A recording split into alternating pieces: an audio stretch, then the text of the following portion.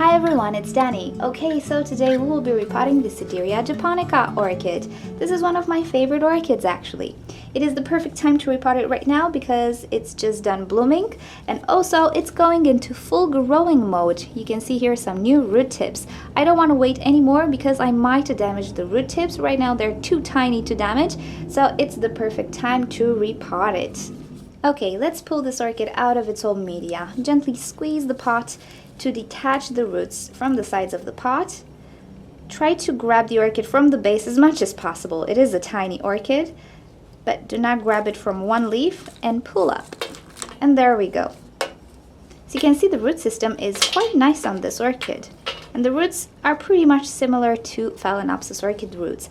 But as you can see here, I have a black tip. Hopefully I'm in frame. This suggests to me that the media is not necessarily to its liking. It's one of the reasons why I do want to repot this orchid. Most of my orchids did not cope very well with coconut husk, and this one is potted in that coconut husk media that I don't like.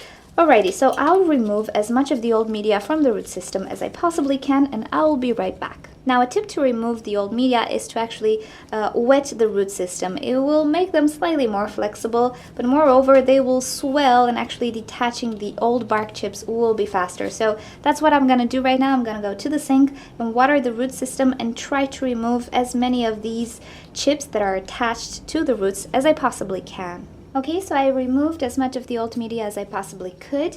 If you still have just a few pieces that are very strongly attached to a big portion of the root and it's really hard to detach them, they're pretty much okay. Just make sure you don't leave too many of these pieces. I think I have 3 pieces. That will be okay. Now the next thing I will do is to actually cut the flower spike of the orchid because it will not rebloom again, and also cut away any dead roots. I will use a sterilized scissors. You can sterilize scissors by using alcohol or a bleach-based solution. So what I will do is cut the flower spike here without cutting any leaves. It will come right off. And now I'm gonna look for dead roots. Now the live roots are pretty easy to spot. They should be green when wet. And actually wetting the orchid is a good idea because you can actually see the dead roots.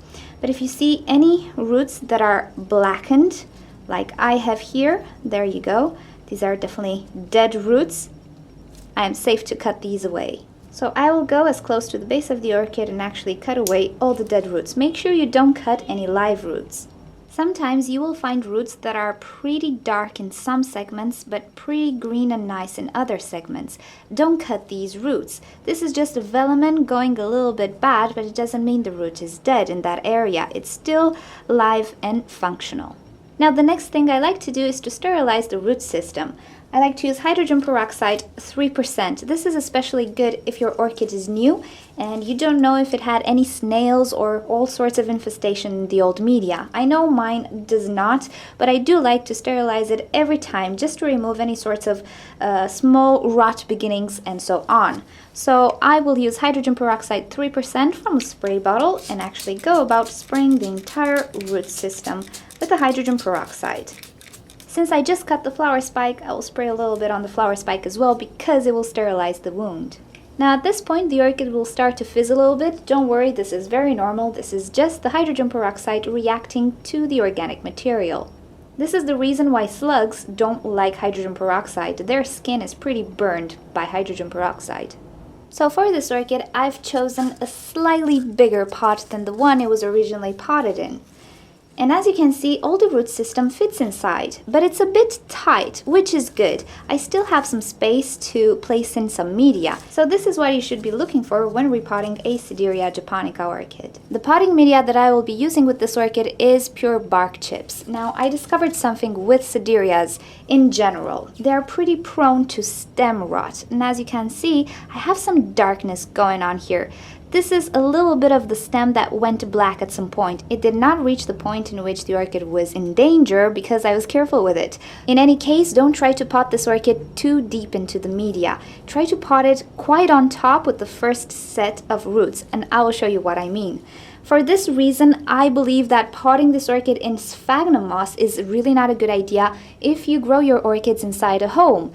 To grow this orchid in sphagnum moss, like some growers, you do need a lot of ventilation. So if you have a greenhouse or a room that you can keep some fans in, constantly moving the air, that can work. But if you just have it in your home, it might not be sufficiently ventilated, so I do not suggest using sphagnum moss, which retains a lot of moisture at the root system. If the orchid is healthy, just use bark chips. It's the safest media if you're growing the orchid inside your home. So I will place a layer of bark chips on the bottom of the pot, as you can see, and then place my orchid inside, like so. And actually, this will be the height of the orchid. Even if it's going out just a little bit, I prefer to keep it this way just to avoid those rottings that I keep getting sometimes when it's not very ventilated in my balcony, like in winter time. So now I will try to place bark chips all around the orchid, making sure they go down as much as possible. And I will continue to do this until I get this pot full, and I will come back. Okay, so I'm done repotting my orchid.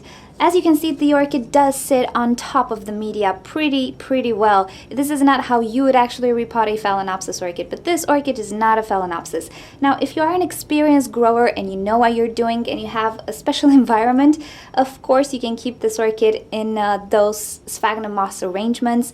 But if you are a beginner, and I did notice a lot of you guys have just purchased your Sederias, I did want to make this video to issue this little warning. I had 3 Sederias, one of which died. They all presented this sort of soft spot, let's call it like that. So it's better to actually pot the orchid a bit on top of the media than to actually bury it too much and risk losing the orchid. Okay, so now it's just a matter of watering the orchid, making sure it's hydrated. With bark chips, you do need to water this orchid every time the media is dry, pretty much like a Phalaenopsis orchid, and you should be just fine. Just make sure you don't have water trapped in between the leaves and so on. As I said, this orchid is pretty prone to some rotting if you're not careful. For this reason, this type of orchid actually does very well mounted if you have the time to water it and to keep it hydrated. If you don't, I find it very comfortable to keep it in a pot very well ventilated, as you can see, with bark chips, which again provide a lot of ventilation and keep you safe from some rotting. And that's pretty much how you would repot a Sedirea japonica orchid. Okay, I hope you found this useful. I will make a how to care for this orchid video pretty soon, since, as I said, you guys have bought yourselves a lot of Sedirea, which is nice. It's one of my favorite orchids.